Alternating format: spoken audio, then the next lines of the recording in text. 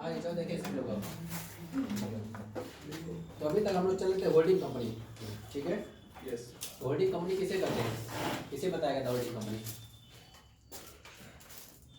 वो कंपनियों ने कंपनी के 51% शेयर खरीद लिए और उस कंपनी पे अपना कंट्रोल रखती है। बताया गया था कि कोई भी कंपनी अन्य कंपनी पर नियंत्रण करती है तो होल्डिंग कंपनी कहलाती है।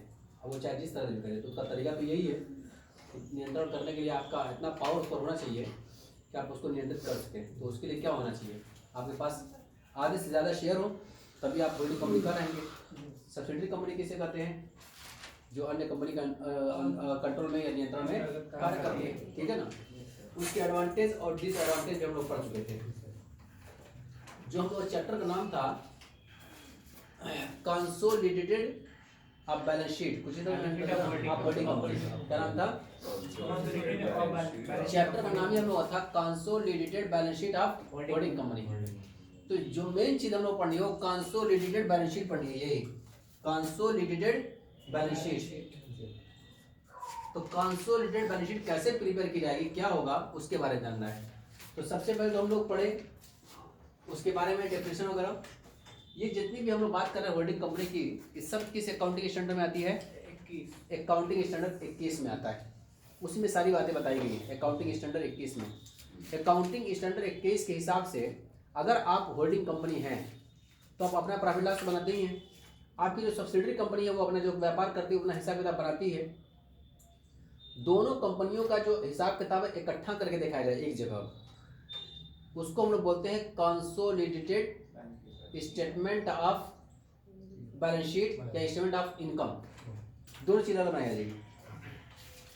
यानी कि हम लोग बात करें फाइनेंशियल स्टेटमेंट की, तो फाइनेंशियल स्टेटमेंट कंपनी क्या कौन कौन से स्टेटमेंट ऐसे होते हैं जिसको हम लोग फाइनेंशियल स्टेटमेंट बोलते हैं, ये बताओ। Profit loss balance sheet, profit loss बोलते हैं, बैलेंस शीट बोलते हैं, कैश फ्लो बोलते हैं, और उसके अलावा आता है वर्किंग नोट्स, जो हम लोग नोट्स टू अकाउंट बनाते हैं जोड़ घटा करके।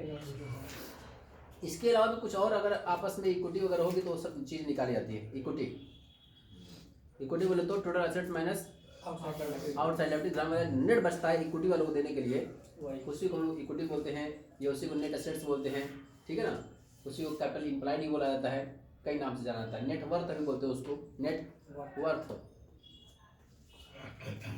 तो अकाउंटिंग स्टैंडर्ड 21 में बताया गया है कि जब भी कोई कंपनी होल्डिंग कंपनी होती है तो उसको एक फाइनेंशियल स्टेटमेंट ऐसा बनाना चाहिए जो दोनों कंपनियों का, यानी होल्डिंग कंपनी अपना और सब्सिडियरी कंपनी दोनों को मर्ज करके एक बनाए।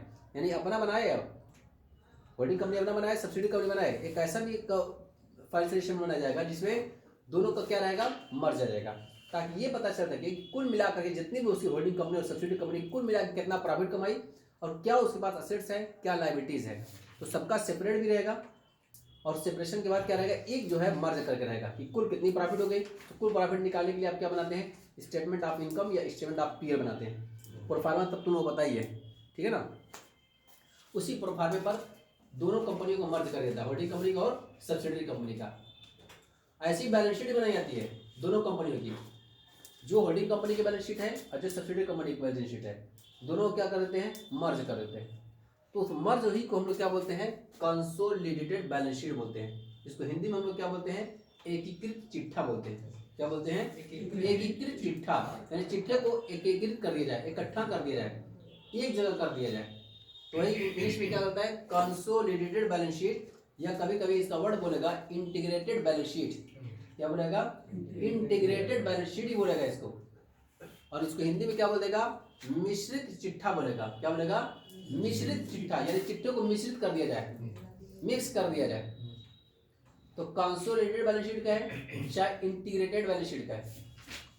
और हिंदी में अगर देखा जाए तो उसको चाहे मिश्रित चिट्ठा का है, चाहे उसको एकीकृत चिट्ठा का है। बात वही है कि दोनों चिट्ठों को क्या करना होगा, होल्डिंग कंपनी का और सब्सिडियरी कंपनी का जो अलग अलग चिट्ठा रखा हुआ है दोनों को मिला दिया जाए। तो इस चैप्टर में हम सिर्फ और सिर्फ कंसोलिडेटेड बैलेंस शीट सीखेंगे। जबकि हमें पता नहीं फाइनेंशियल स्टेटमेंट क्या होता है, इसके लिए बाकायदा एक सेक्शन है, सेक्शन 129 129।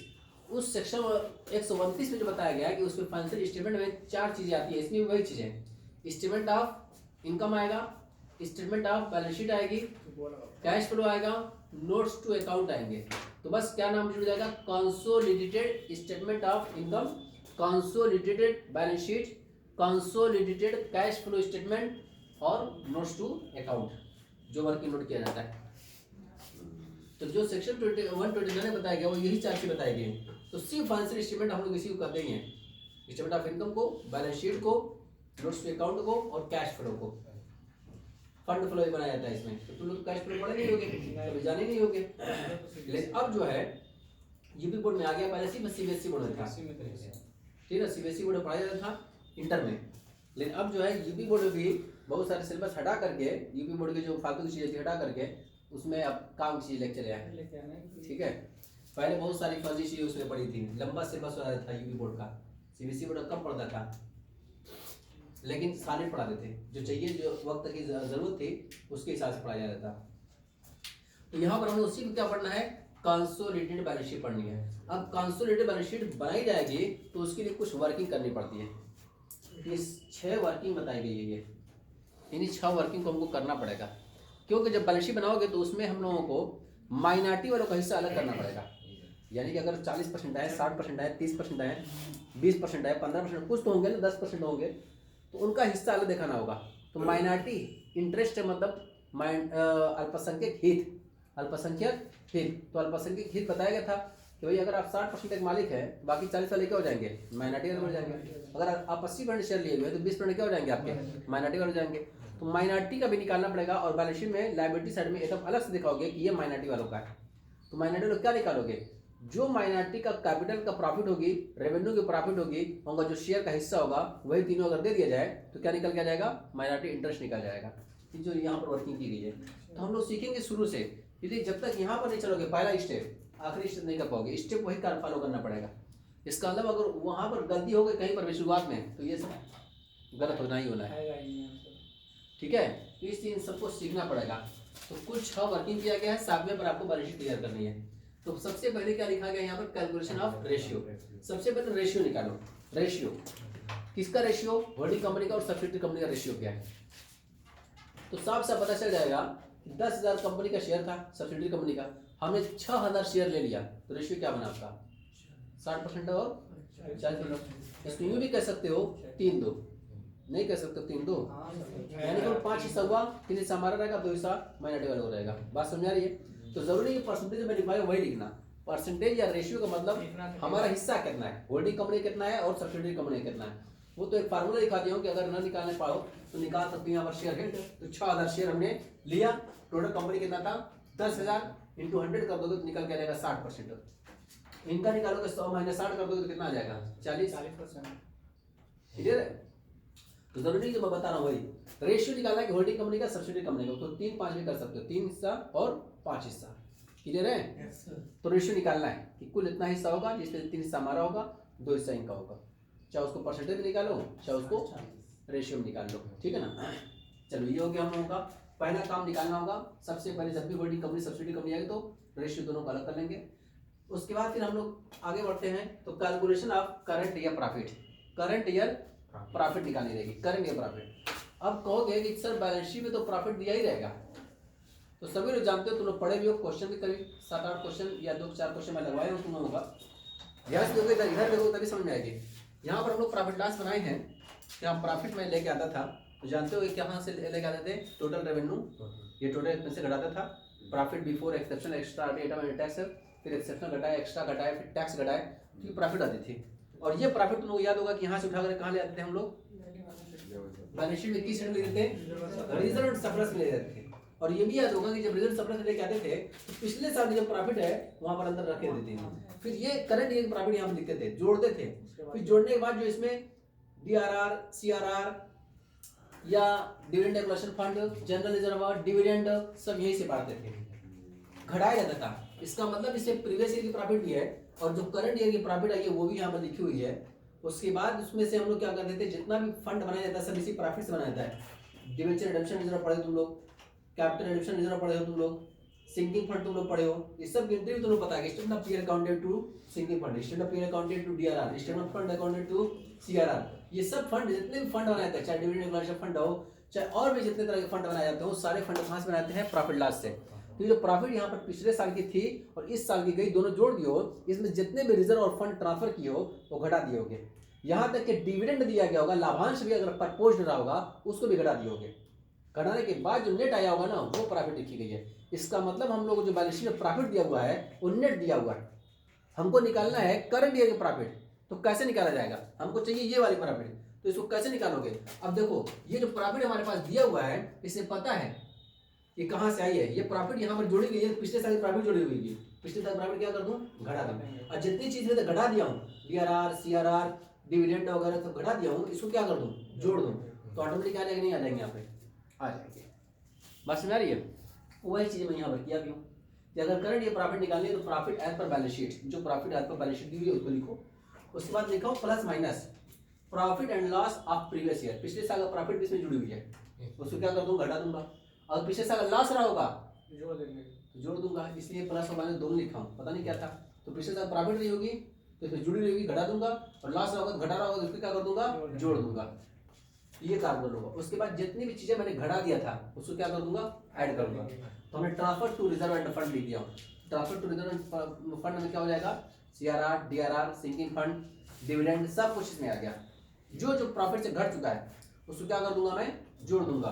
तो हम लोग निकल जाएंगे क्या? करंट ईयर प्रॉफिट निकल के आपके पास आ जाएगी। और यही करंट ईयर प्रॉफिट चीज हमको यहाँ पर आती है। जब करंट ईयर प्रॉफिट पता चलेगी कि व्यापार की करंट ईयर प्रॉफिट है, तब उसका नेक्स्ट स्टेप बताते हैं हम लोग calculation of revenue profit. Calculation of revenue profit. अब रेवेन्यू प्रॉफिट कैसे निकाला जाएगा? तो इसमें लिखा हूँ आफ्टर, क्या लिखा हूँ? Profit after investment, current year profit. अब थोड़ा सा इसकी लैंग्वेज समझ लो कि रेवेन्यू प्रॉफिट किसको कहते हैं।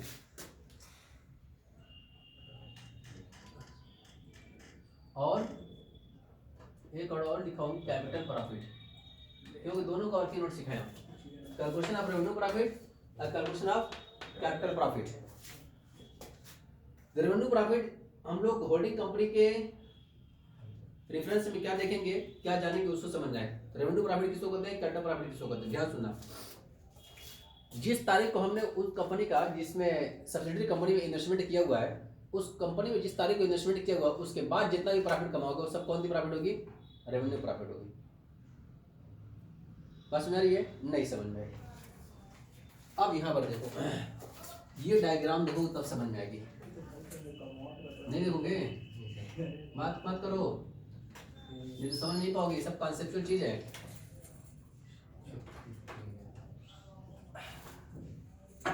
एक अप्रैल 2021 से लेकर के 31 मार्च 2022 में ये पूरा एक साल दिखा रहा हूं। मान लो कि हम लोग जाकर करते हैं यहाँ पर, ये आपका आता है जुलाई 1 2021 है। हमने जो होल्ड किया इनका शेयर 60% शेयर हमने लिया, किस तारीख को लिया हमने? जुलाई 1 जुलाई 2021 को। इसका मतलब ये हुआ कि पूरा साल भर इसने काम किया होगा। ध्यान सुना, इस पूरे साल भर में काम करके इसने कमाया होगा करीब, मान लिया 2 लाख में कमाया इसने, प्रॉफिट कमाया। अभी पूरी प्रॉफिट को कैपिटल प्रॉफिट या रेवेन्यू प्रॉफिट क्या माना जाए ये जानना है सबसे पहले। तो हमने तो खरीदा कब से? 1 जुलाई 2021 को। कब से खरीदा? और ये पूरे प्रॉफिट कब की है? 1 अप्रैल 2021 से लेकर के 31 मार्च 2022 तक की प्रॉफिट है। पूरे 12 महीने प्रॉफिट है। लेकिन मैं अभी अप्रैल में शेयर होल्डर नहीं हूँ, देख लो अप्रैल में नहीं हूँ, मई में भी शेयर होल्डर नहीं हूँ, जून में भी शेयर होल्डर नहीं हूँ। शेयर होल्डर कब हुआ उसका? जुलाई में। यानी इस कंपनी का जो शेयर होल्डर हुआ मैं 1 जुलाई को हुआ। तो शेयर तो मैं माने तो ही, लाभांश जब बांटा जाएगा तो उसको 9 महीने का लाभांश मिलेगा। मिलेगा तो पूरे साल का मिलेगा लाभांश हमको। भाई कंपनी जितना प्रॉफिट कमाया, जिसके पास शेयर होता है, जब लाभांश बांटा जाएगा तो महीने के हिसाब थोड़ी मिलता है। उसमें तो कह दिया जाता है कि 10 रुपया पर शेयर के साथ लाभांश मिलेगा या 10% आपको लाभांश मिलेगा। तो ये थोड़ी होता है 9 महीने का या 6 महीने का या 8 महीने का। उसमें लाभांश जितने भी शेयर होल्डर हैं, इससे ये मतलब नहीं होता जिस तारीख को आप लाभांश बांटा जा रहा है उस तारीख को अगर आप शेयर होल्डर होंगे तो आपको लाभांश के अधिकारी हो जाएंगे, लाभांश पाएंगे। अब यहाँ पर 2 लाख रुपये हुआ तो हमने बताया तो लाभ का हिस्सा तो हमको मिलना ही मिलना है, 60% 70% जो भी हमारा रहेगा उतना मिलेगा। अब उस लाभ को हम लोग 2 कैटेगरी में बांटेंगे। उसमें कुछ प्रॉफिट होगी कैपिटल की और कुछ प्रॉफिट हो जाएगी रेवेन्यू की। कैपिटल प्रॉफिट किसको कहेंगे? तो अभी हमने जो वर्डिंग यूज की यहाँ पर कि रेवेन्यू प्रॉफिट होते हैं आफ्टर इन्वेस्टमेंट, यानी ये जो यहाँ से लेकर यहाँ तक जो प्रॉफिट होगी ये क्या हो जाएगी आपकी? ये है आपकी रेवेन्यू प्रॉफिट। और ये जो प्रॉफिट आपकी हो जाएगी यहाँ पर जो दी हुई है ये क्या हो जाएगी आपकी कैपिटल प्रॉफिट हो जाएगी। बात समझ आ रही है? इसका मतलब ये हो जाएगा कि इन्वेस्टमेंट के पहले अगर होगी, देखो यहाँ पे लिखा भी होगा, मैं यहाँ पर कहीं कैलकुलेशन ऑफ कैपिटल प्रॉफिट लिखा हूँ, करंट ईयर प्रॉफिट का प्रोपोर्शनेट, ये सब बिफोर प्रॉफिट हो जाती है। क्या गलती है? तो रेवेन्यू प्रॉफिट समझ जाओगे तो कैपिटल प्रॉफिट समझ जाओगे। इसका मतलब जिस तारीख को हमने इन्वेस्टमेंट किया, आज 1 जुलाई को मैं कंपनी में इन्वेस्टमेंट किया हूँ, आज की तारीख जितना भी काम होगा वो सभी प्रॉफिट हमारे काम करने की वजह से प्रॉफिट हो रही है, मेहनत करने की वजह से हो रही है, उसको क्या बोलेंगे? Capital profit. लेकिन जो 3 महीना शेयर होल्डर नहीं थे, फिर भी उस 3 महीने की प्रॉफिट आपको मिल रही है, वो प्रॉफिट हमने काम नहीं किया, उसमें शेयर होल्डर में था ही नहीं, लेकिन प्रॉफिट हमको मिल रही है। तो जो प्रॉफिट कभी कभार मिलती है उसको हम लोग क्या बोलते हैं? Capital profit. तो इस तरह की हमेशा थोड़ी होती है, पहली बार था और फिर जिंदगी में कभी मिलेगी भी नहीं। अब तो ये प्रॉफिट कभी कभार आने वाली है, तो इसको हम लोग क्या बोलते हैं? कैपिटल प्रॉफिट बोलते हैं, पूंजीगत लाभ बोलते हैं। ठीक है, तो ये हमारा कैपिटल प्रॉफिट है। तो इसका मतलब हो जाएगा कि अगर प्रॉफिट आफ्टर इन्वेस्टमेंट होगी तो उसको हम लोग बोलेंगे रेवेन्यू प्रॉफिट। वही निकाला भी हूँ, इसका मतलब करंट ईयर प्रॉफिट जो निकाले हो, मैं मान लिया करंट ईयर प्रॉफिट 2 लाख में निकल के आई है, तो आफ्टर इन्वेस्टमेंट कितनी जाएगी? वो निकल जाएगा current year profit 2 lakh, month कितना? 9 महीना, यानी करंट ईयर प्रॉफिट कितने महीने की है? 12 महीने की है। 12 से डिवाइड कर दूंगा, 9 से निकाल दूंगा तो कितना निकल के आ जाएगा? 1,50,000 रुपया। इसका मतलब कि जो प्रॉफिट 1,50,000 क्या हो जाएगी आपकी? Revenue profit. Calculation of revenue profit निकल जाएगी। क्लियर है? चलो इतनी बात समझ में आ गई। अब हमको निकालना है कैलकुलेशन ऑफ कैपिटल प्रॉफिट। अब कैपिटल प्रॉफिट समझ गए हो कि जिस तारीख को इन्वेस्टमेंट किया गया उसके पहले जितनी भी प्रॉफिट होती है, जितना भी रिजर्व होता है, हम जब कदम रखी यहाँ पर बैलेंस शीट में 1 अप्रैल 2023 को, देखो यहाँ पर मैं कब उसके बाद इन्वेस्टमेंट कर रहा हूँ? 1 अप्रैल 2021 को। लेकिन उसके बाद जो बैलेंस शीट रही होगी 31 मार्च 2021 का हूँ या 1 अप्रैल 2021 को उसकी बैलेंस शीट रही होगी ना, पहले से काम कर रही है। तो जो बैलेंस शीट में उसके पास गए, पिछले साल का प्रॉफिट ही पड़ा था वहां पे, रिजर्व भी बहुत सारे पड़े हुए थे। तो जब आज मैं शेयर होल्डर हुआ हूं, तो कंपनी बंद होगी तो क्या मुझको हिस्सा नहीं मिलेगा उस रिजर्व में से, सरप्लस में से? मैं बताया ना कि जितने भी रिजर्व होते हैं, जितने भी सरप्लस होते हैं, वो सब किनका होता है? शेयर होल्डरों का होता है। इसी तो लिखते हो share holders fund.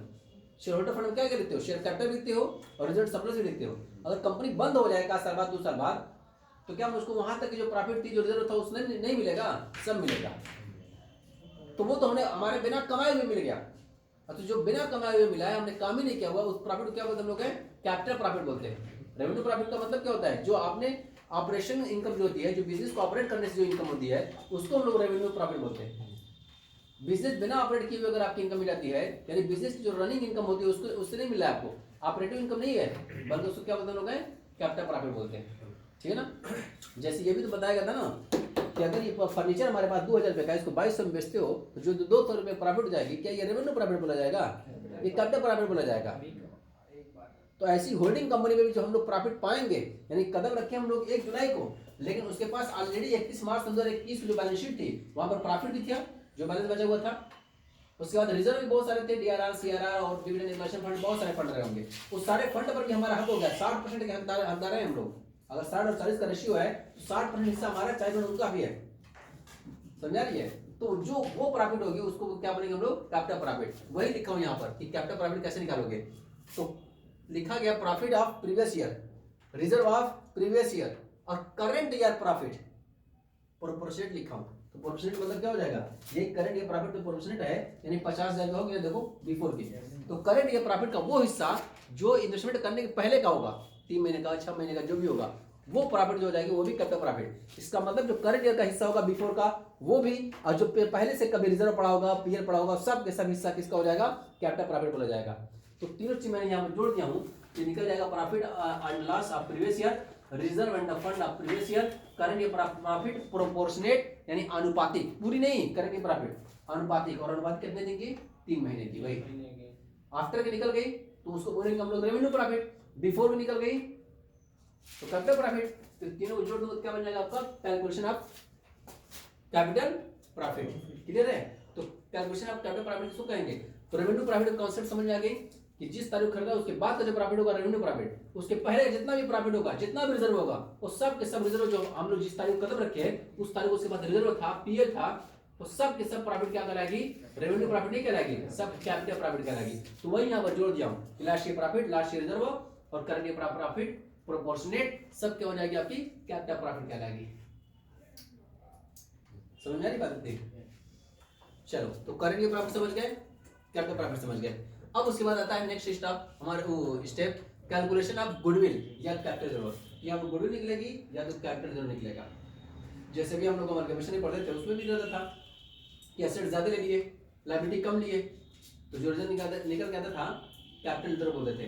Asset 20 lakh रुपए की, लायबिलिटी सब मिला करके 18 लाख रुपए की, 2 लाख अभी भी कम पड़ रहा है, तो उसको हम लोग क्या लेते थे, कैपिटल रिजर्व। और अगर वही क्रेडिट साइड में 20 लाख हो गया, डेबिट साइड में 18 लाख हुआ, क्या लेते थे, गुडविल लेते थे। यानी 2 लाख ज्यादा दिए, वो क्या हो जाएगा, गुडविल। यहाँ पर भी आपको निकालना ऐसे ही है, कुछ है गुडविल और कैपिटल रिजर्व, लेकिन उसको निकालने के तरीका यहाँ पर कुछ भी बताया गया है। सबसे पहले लिखा गया कॉस्ट ऑफ एक्विजिशन, प्राप्ति की लागत। यानी जो हमने इनका शेयर होल्ड किया हुआ है, हमने शेयर खरीदा, 4% शेयर खरीदा ना, उस शेयर कितने में खरीदा, उसकी प्राप्ति की लागत क्या होगी।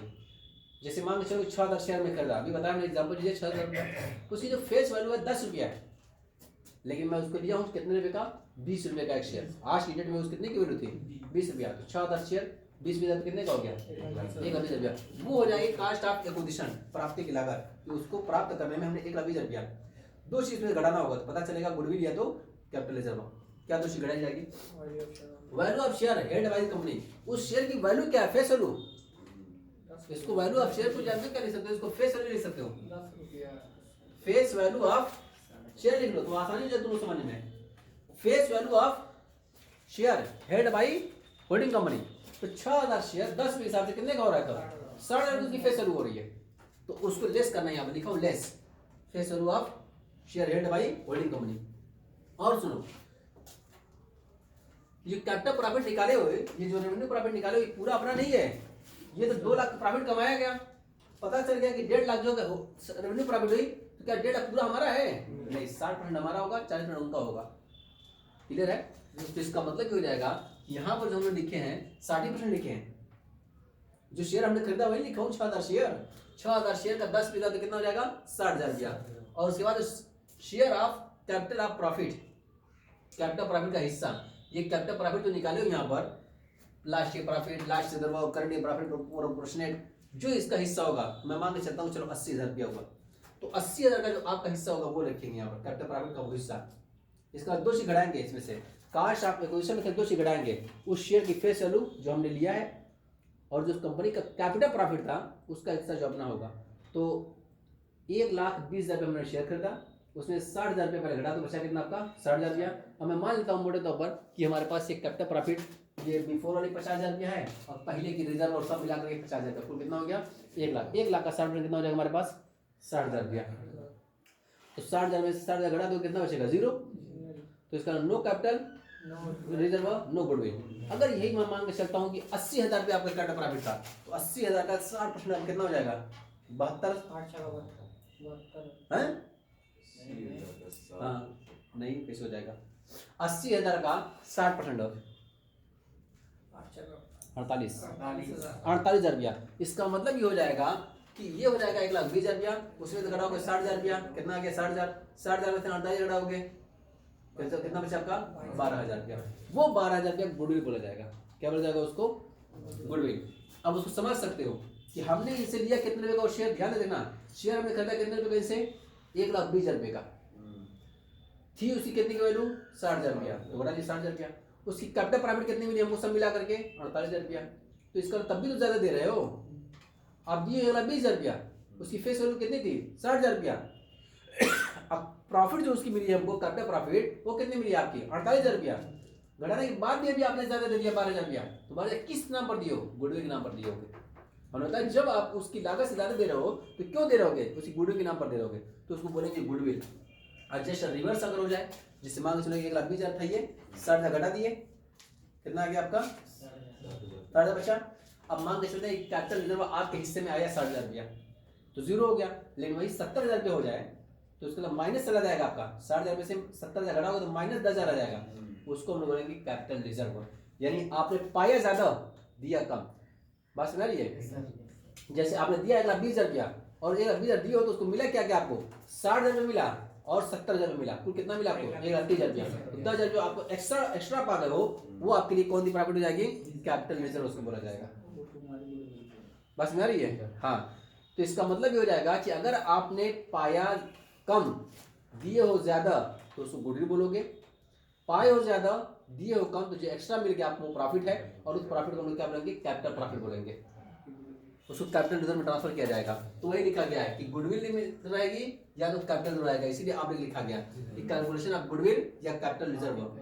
तो अगर पॉजिटिव आंसर आ गया यहाँ से, पॉजिटिव आंसर आ गया तो गुडविल, और नेगेटिव अगर आंसर आ गया तो कैपिटल रिजर्व उसको बोला जाएगा। क्लियर है? अब आ गया थे calculation of minority interest. Minority interest मतलब क्या हो जाएगा, वही जो 40% वाले हैं, माइनॉरिटी वाले अल्पसंख्यक जो हैं, उनका हित निकालना, उनको कम कितना देना रहेगा, तो उनका भी निकालूंगा, यहाँ पर लिखूंगा face value of share of subsidiary company. Subsidiary company का 4000 शेयर था, 10 के हिसाब से कितना हो जाएगा आपका 40,000 रुपया। कैलकुलेशन ऑफ कैपिटल प्रॉफिट, ये कैपिटल प्रॉफिट मांग चलो तो अभी निकाले थे हम लोग 1 लाख रुपये मांग चलो, या 80,000 नहीं मांग चलो, 80,000 निकाले थे, उनका 40% हिसाब कितना हो जाएगा 8 चौका 32,000 रुपया, 32,000 उन्हीं का है।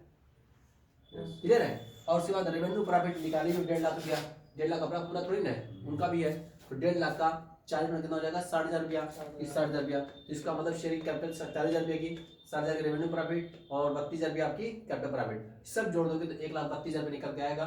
ये किनका हिस्सा है? माइनॉरिटी वालों का है। क्लियर है? और एक नोट बना देता हूँ यहाँ पर, ये है आपका, इसके पहले ही बनेगा ये, देखो यहाँ पर रहेगा ये, सही माने में इसको 7 कर दो, इसको 8 कर दो, देखो लिखने वाले जा रहा हूँ यहाँ पर, प्रॉफिट ऑफ होल्डिंग कंपनी। इधर देखिए सभी लोग बातें बंद करो। Profit of holding company balance sheet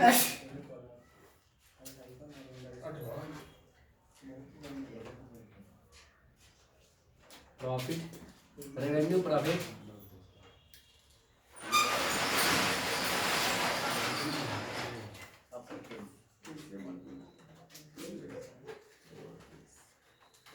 हाँ जी देखो एक बार देख लो, 6 नंबर पर ये करोगे और 7 नंबर पर इसको और कर देना, और इसको कर देना 8 नंबर पर, यानी लास्ट में वर्किंग तैयार की जाएगी।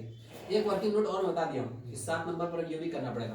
अब इसको समझ लो पहले, तब उसके बाद नोट करो, लेकिन नहीं नोट नहीं करना तो नोट कर रहे हो। चलो देखें इधर देखो, माइनॉरिटी वाला निकल जाएगा, तो माइनॉरिटी कैसे निकालेंगे, माइनॉरिटी को कितना देना है, तो उनके पास कितना शेयर है वो 10% देना रहेगा।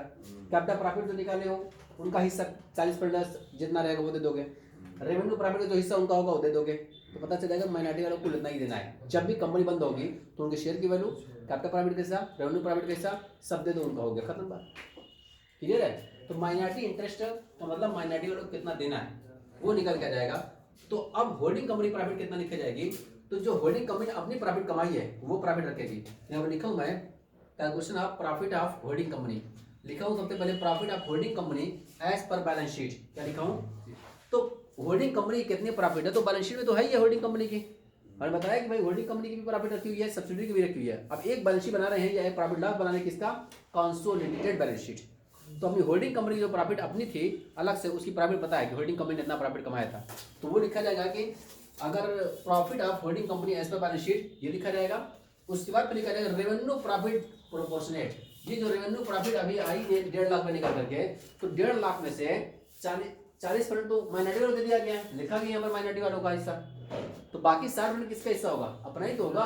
तो हमने काम करके इतना कमाया, जो हमारी होल्डिंग सब्सिडरी कंपनी है उसका जो 60% हिस्सा होगा वो भी तो हमारी प्रॉफिट में जुड़ेगा इकट्ठा, ताकि हम अपने शेयर होल्डर से कह सकें कि देखो भाई हम काम करके इतना रुपये कमाए और हमारी जो सब्सिडरी कंपनी है वो भी कमाई इतना रुपया, ये सब आप ही लोगों का है, दोनों प्रॉफिट को इकट्ठा करना है। तो वही लिखा गया यहाँ पर प्रॉफिट एज पर balance sheet of holding company. और दूसरा क्या लिखा गया है, जो होल्डिंग कंपनी हमने इन्वेस्टमेंट किया था 1.5 लाख का रेवेन्यू प्रॉफिट थी, 1.5 लाख में से 60% हमारा हिस्सा है,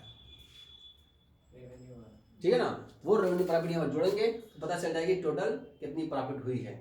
ठीक है, उसको भी याद निकालना पड़ेगा क्वेश्चन में, इसलिए इसको 7 नंबर पर कर दिया हूँ। तब जाकर उसके बाद बैलेंस शीट तैयार होगी, तो बैलेंस शीट में कैसे दिखाया जाएगा वो बात की बात, जब बैलेंस शीट बनाऊंगा तब समझ में आएगी। तो ये हमारे पास वर्किंग नोट है, इसका मतलब ये 7 वर्किंग नोट जिनके हो जाएंगे तभी जाकर के वो बैलेंस शीट तैयार कर पाएंगे, वरना नहीं कर पाएंगे। अब इसको नोट करना है तो उसको नोट कर लो, बाकी बातें हम लोग इस पर अभी कल करेंगे। अब इस पर क्वेश्चन लगेगा कई, तब जाकर किसी बात बताई जाएगी। ठीक है सबको।